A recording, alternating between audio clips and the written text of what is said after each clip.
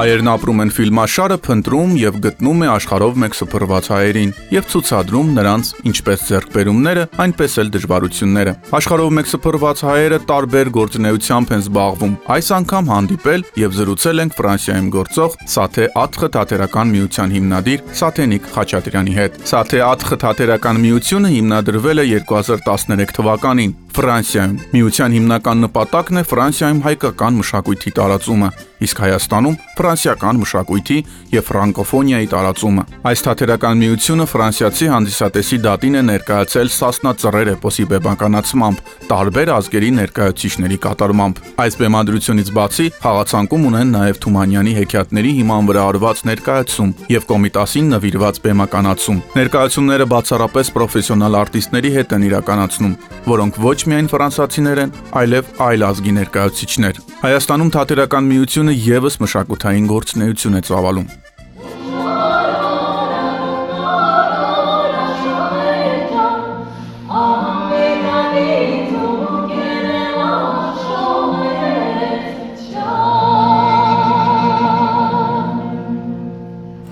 Սաթենիկ Լիոն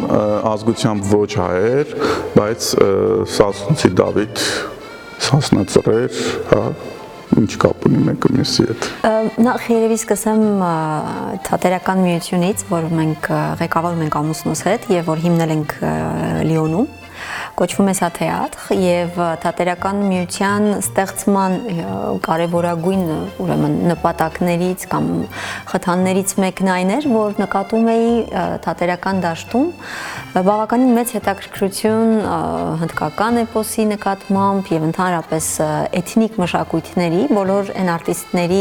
կատարմամբ, ովքեր այդ մշակույթի կրողներն են եւ ապրում են Ֆրանսիայում առհասարակ եւ Լիոնում մասնավորապես, երբ բեմադրում են աֆրիկյան հեքիաթներ, հնդկական էպոս եւ այլն, ու մտածեցինք ինչ կարելի անել, որպեսզի լինի եւ հետաքրքիր եւ ստեղծագործություն, որտեղ մենք կարող ենք հնարավորինս մեզ դրսևորել եւ ճիշտ լինել, եւ որը կարող է մեր հոգուն հարազատ լինել ու միևնույն ժամանակ բացահայտել այն մշակույթը, որի կրողն ենք մենք։ Առաջին մեր ընտրությունը ուրեմն Թումանյանի հեքիաթներն էին, որ բեմադրեցինք 2013 թվականին եւ մինչ օրս խաղում ենք։ Դրանից հետո արդեն պետք էր ավելի մեծ մասշտաբային ստեղծագործություն եւ ընտրությունը կանգ առավ հայկական էպոսի վրա։ Ներկայացնում ենք ուրեմն 3 գլուխները։ Եվ սևամորթները,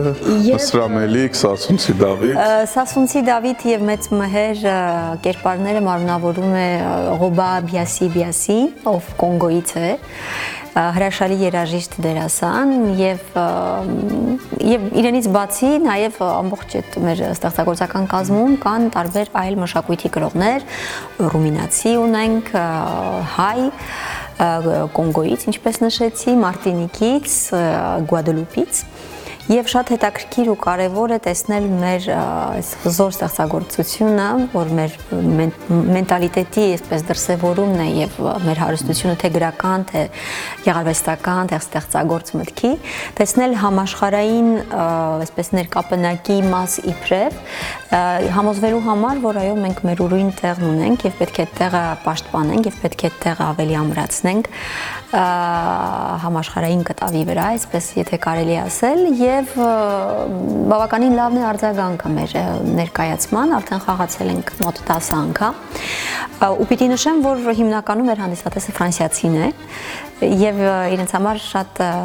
հաճելի բացահայտում է այս մշակույթը, քանի որ ներկայացման մեջ ես պահպանել եմ այն դասական ավանդույթը, որով էպոսը գրվել եւ մատուցվել է ի սկզբանե, այսինքն մասնավորապես մատուցման ձևի հետ կապված, որովհետեւ ժամանակին երաժշտությամբ, երգեցողությամբ, պատմելով, պատմիչ կերպար, այդպես այդ համադրությամբ մենք ներկայացնում ենք, այսինքն մենք 6 հոգով ենք բեմի վրա երաժշտական գործիքներով, պատմում ենք էպոսը, երգում ենք էպոսը, խաղում ենք էպոսը եւ այդպես ներկայացնում ենք հանդիսատեսին։ Մեր հաղորդումը բացառապես հայերի մասին է եւ հատկապես արտասահմանում ապրող համայնքների հայ ներկայացուցիչների, նաեւ մարդիկ, որոնք օգտակար են լինում համայնքի զարգացմանը։ ինչ գործունեություն ունեն հայերը ընդհանրապես Ֆրանսիայի կյանքում, հա, ոնց հասկանում տարբեր ճյուղերով են մխրճված։ Որն է ավելի առավել ճյուղերից, որ կարելի է հպարտանալ։ Գիտեք, նախքան հպարտանալուն անցնելը գուցե զուտ վիճակագրական առումով ասեմ, որ հայերը առաջին հերթին հայտնի են այսպես այստեղ առևտրի բնագավառում որպես լավ առևտրականներ եւ ազնիվ առևտրականներ եւ երկրորդ բնագավառը, որ էլի այդպես շատ հեռու չէ առևտրից, գուցե օրինակ եթե մեկին հարցնես գոտիդ կամ կոշիկդ ում մոտ ես ուզում ում մոտ կտանեիր վերանորոգելու կամ նորոգելու, առաջին հերթին կփորձեն տանել հայի մոտ։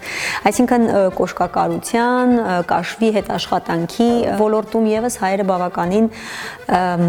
հայտնի են, ինչպես նաեւ կարուձևի։ Կարծում եմ դասականորեն կամ տրադիցիոն առումով ավելի շուտ եւ ավելի շատ այս ոլորտներն են որպես հայերի այդպես դոմինանտ ոլորտ համարվում, որոնցում նաև նրանք հայտնի են ֆրանսիացիների մեջ,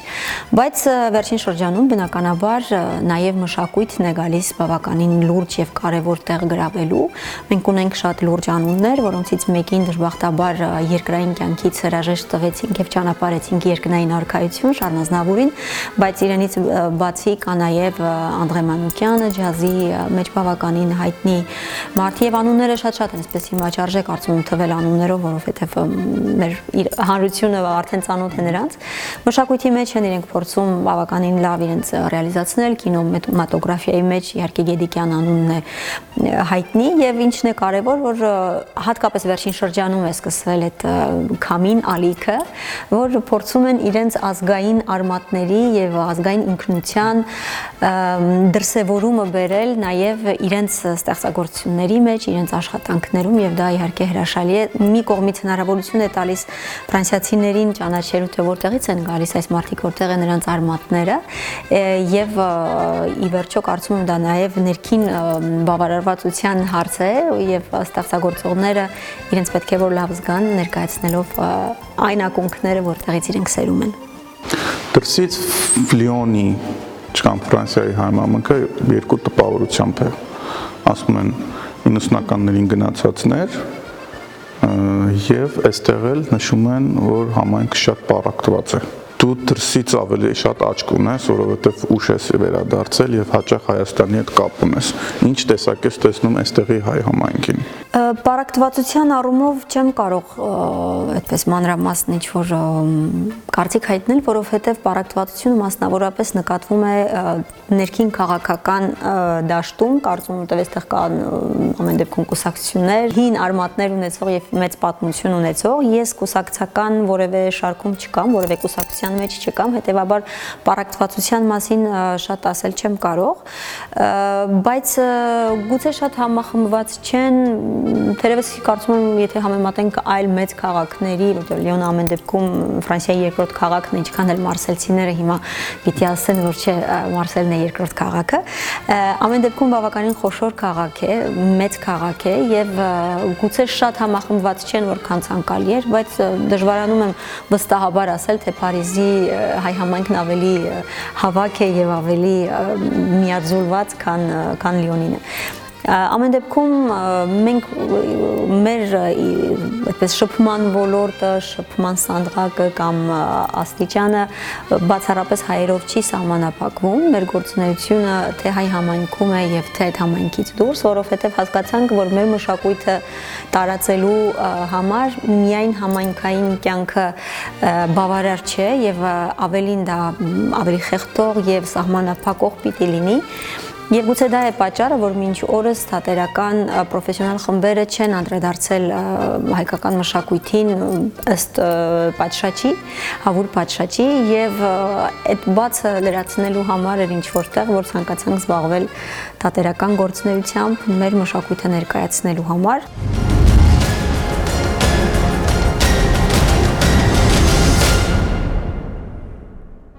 Մեր աշխատանքը երկկողմանի է, Ֆրանսիայում մենք ներկայացնում ենք հայ մշակույթը, իսկ Հայաստանում ֆրանսիական մշակույթը։ Արդեն 8 տարի է ինչ ես ապրում եմ Լիոնում եւ պիտի նշեմ, որ տարբերություն կա հայկական համայնքի ձևավորման եւ այդ համայնքի որոշակի գրած փոփոխությունների եւ մեծ ուրախությամբ պիտի նշեմ, որ վերջին շրջանում Հայաստանից Ֆրանսիա տեղափոխված հայերի ինտեգրումը հենց հայկական համայնք բավականին ճկուն է դարձել եւ բավականին ակտիվ են այսօր Հայաստանի հայերը։ Իհարկե տարանջատումը եւ բաժանումը կարծում եմ հավերժորեն մնալու է Հայաստանում սփյուռքահայ,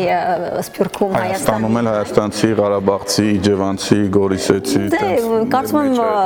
արդյունքում չի փոխվում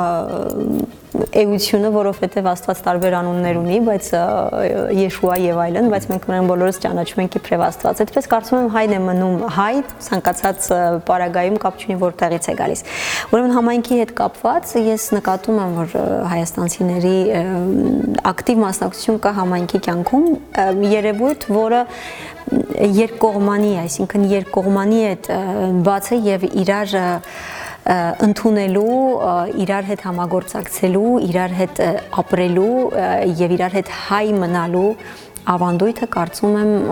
եւ հայաստանցի հայերից է գալիս եւ այսօրվա սփյուռքից հատկապես դա կախված է կարծում եմ նրանից որ Հայաստանի հետ կապը սկսել է ավելի կարեւոր դառնալ, ավելի ազատ է եւ ավելի բաց է եւ շատ են երիտասարդներն ովքեր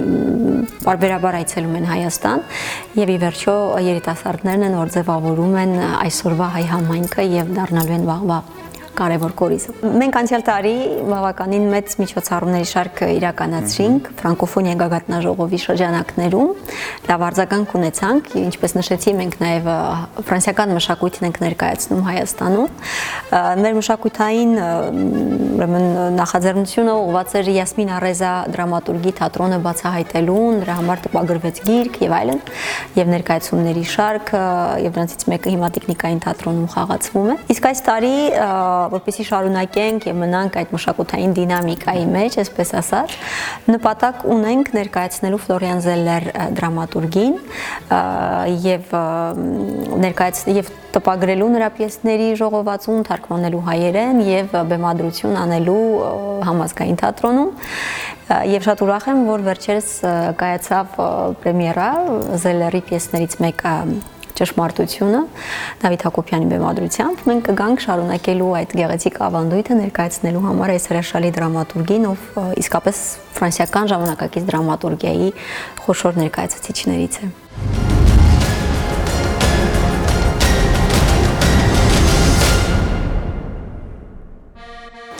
Եվ վերջում Սաթենի, քանի որ դու